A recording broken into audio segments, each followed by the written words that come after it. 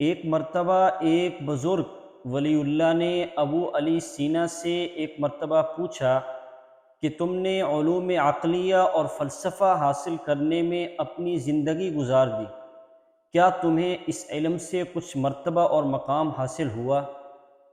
تو ابو علی سینا نے عرض کیا کہ جی، میں دن میں ایک ایسی گھڑی اور ساعت کا اپنے پاس علم رکھتا ہوں کہ اس گھڑی میں لوہا آٹے کی طرح نرم ہو جاتا ہے۔ تو اس بزرگ نے کہا کہ ذرا مجھے دکھائیے۔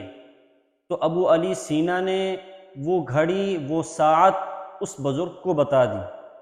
جب وہ وقت آیا تو اس نے لوہے کو ہاتھ میں لے کر اپنی انگلی اس میں داخل کر دی۔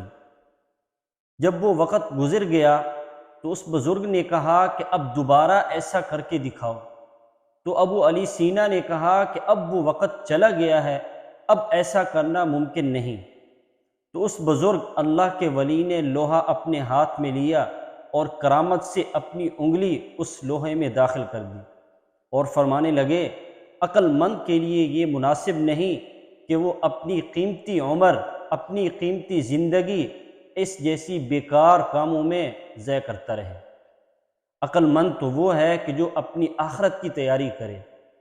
اس واقعے سے ابو علی سینا پر ایسا اثر ہوا، وہ اس بزرگ سے ایسے متاثر ہوئے کہ انہوں نے اپنی زندگی سے توبہ کی اور آخرت کی تیاری کرنا شروع کر دی۔ کہتے ہیں کہ ہر تیسرے دن میں وہ قرآن کریم ختم کرتے تھے، اور جب ان کی وفات ہوئی تو ان کے سینے پر بخاری شریف رکھی ہوئی تھی۔